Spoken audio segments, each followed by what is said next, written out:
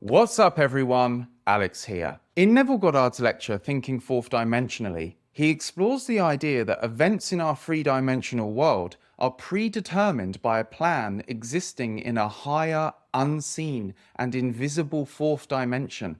He talks about how he and other people have observed and experienced events in their mind's eye before they happen in this 3D reality. And this has happened to me too. Many years ago, before I came to live here in Mexico, I was working deeply on creating a new reality for myself, and I had a series of dream-like experiences of realities that I'd never seen before. And it was only until years later that I arrived here in Mexico, and to my shock and surprise, I started seeing many of these places that I had seen in my premonitions years earlier. So the idea is that events that we observe in our mind, in our imagination, must exist in this other dimension if they are not yet in our three-dimensional world. We see with our eyes what's currently manifested in our current 3D reality, and because our current reality is three-dimensional, we can only observe and experience these three dimensions at any one time. And we tend to believe that events in the future don't exist yet, that this 3D reality changes over time and then eventually becomes those future events. But if we can see a three-dimensional event in our imagination that becomes an event that happens now, that imaginal event must exist now. It must exist in an unseen, invisible dimension. Invisible, that is, until we close our eyes and we see it in our imagination, and we see it as it exists now. Neville said, "Since a man can observe an event before it occurs in the three dimensions of space, life on Earth must proceed according to this plan. And this plan must exist elsewhere in another dimension and be slowly moving through our space." Neville suggested that although by default this future is prearranged, man can alter his future, but thus altered, it forms a deterministic sequence starting from a point of interference, a future that will be consistent with the alteration. This means that while our future generally follows a set plan, we have the ability to change it. When we do make this change, this new path that we've created becomes a deterministic sequence of events, a bridge of incidents.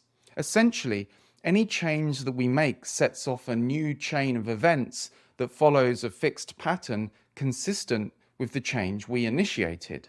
So, while we have the power to alter our future, once we do, the new course of events unfolds in a predetermined way from that point forward. So, how do we create a new reality using fourth dimensional thinking? How do we set off a chain of events that leads to our desired reality? Neville talked about two ways to look at reality: the natural view and the spiritual view. Most people only use the natural view, and this is why they never seem to be able to create much of a change in their reality and keep experiencing the same patterns over and over again. The natural view is limited to what we see and experience in our 3D at the current moment, considering the past and future as just ideas or imagination. In this view, dreams and premonitions and imaginal acts are simply seen as fanciful ideas or wishful thinking. All there exists is this three-dimensional world, and anything else is fantasy. However, the spiritual view is different. It sees time as a whole, where past, future, and present are all connected and real, just as objects that we can see and touch. In the spiritual view, what we imagine, think, and feel are just as real and solid as physical objects. In this view, we recognize that thoughts, feelings, and imagination can actually shape our reality, including what will happen in the future. And so we become a lot more conscious of what we're imagining and dreaming up. So in order to be a conscious reality creator, we need to train ourselves to see beyond our sensory experiences. We need to cultivate the ability to see beyond the 3D into the fourth dimension. And we do this by cultivating the power of our imagination, which is where this fourth dimensional world resides. By concentrating on a desired state and living as if it is our reality now, we can experience it being brought forth into this 3D reality. Neville said, to cultivate the faculty of seeing the invisible, we should often deliberately disentangle our minds from the evidence of our senses and focus our attention on an invisible state, mentally feeling it and seeing it until it has all the distinctness of reality. Earnest, concentrated thought focused on a particular direction shuts out other sensations and causes them to disappear. We have to but concentrate on the desired state in order to see it. The habit of withdrawing our attention from the region of sensation and concentrating it on the invisible develops a spiritual outlook that enables us to penetrate beyond the world of senses and to see which is invisible. A little practice will convince us that we can, by controlling our imagination, reshape our future in harmony with our desire. So back to the natural view and the spiritual view. Neville conceptualizes these as two parts of ourself, the spiritual man and the natural man. The spiritual man refers to the part of us that's connected to our deeper goals, dreams, and our true self. This spiritual aspect speaks to our everyday self, the natural man, through the desires that we feel. For example, if you deeply desire to be a traveling artist, that's your spiritual self expressing its true nature and purpose through this desire. Your natural self hears these calls, and maybe you don't act on them out of fear and belief in limitation.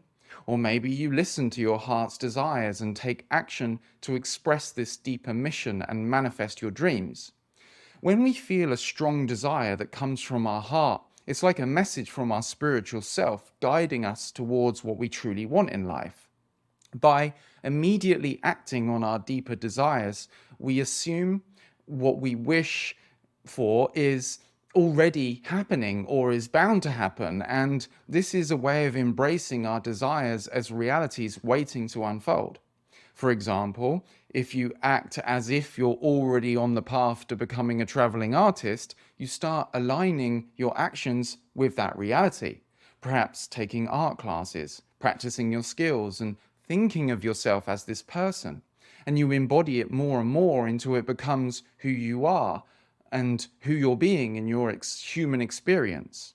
Neville said, to desire a state is to have it. This is like an affirmation of secure, unwavering confidence in our heart's desires. Instead of having a desire and experiencing a feeling that we lack it, we experience the desire as a confirmation that it already exists in the fourth dimension and it will come to pass. So Neville gives us a simple 3-step process to think fourth dimensionally and call things which are not seen as though they were. So listen up. The first step is to be silent and listen to your heart and this spiritual self and allow exactly what you want to come to you. Know exactly what it is you wish to create. The second step is to construct an event which you believe would happen if the fulfillment of your desire came true. In other words, an event that implies that what you've been imagining is definitely true and has already happened. For example, if you want to be that traveling artist, perhaps you imagine yourself standing in a gallery in a foreign country, standing to the side of one of your pieces hanging on the wall, looking at the people walking past and stopping and looking at your piece and seeing all of the emotions on their faces as they absorb your art and are profoundly impacted by it. The third step is to immobilize your body in a state akin to sleep. You can lie on a bed or relax in a chair and relax your body as much as possible. It's like you get to a state where your mind is awake and your body is asleep. Then, with closed eyelids, you imagine and feel yourself right into the event that you've constructed. Now, don't just imagine that you're looking at it from a third-person perspective. You must actually participate in the event in your imagination. Imagine that you are actually there, seeing with your own eyes from your own first-person perspective the world around you. See everything that's happening around you in as much detail as possible, using all the senses. What would you be seeing? What would you be hearing, smelling? What would people be saying to you? And how would you be feeling? Make it as realistic and as vivid as possible. Make it so vivid and real that when you open your eyes and come back around, it's almost surprising to you that you're in this 3D reality and not there, because it was so real and so vivid. And once you open your eyes, assume that it is done. Assume that it will come to pass with a quiet confidence and go about your day. Throughout your day, stay present, which means not having your attention focused on thinking all the time. Don't spend all your time focused on doubts or thoughts of limitation in your mind. Act as if it's already happened. Stay internally still, and you will receive hunches, intuitions, and inspirations. Ideas will flash into your mind about what actions to take. They won't be actions that have you feeling like you have to force yourself to do. They'll feel more effortless, as if something is moving through you, and perhaps you're inspired to create something, or call a certain person, or go to a particular event. Synchronicities and serendipities will begin to open up. The right people and circumstances will begin to drop into your life to assist you towards your imagined future. And don't judge the 3D too harshly when events don't seem to be going to plan.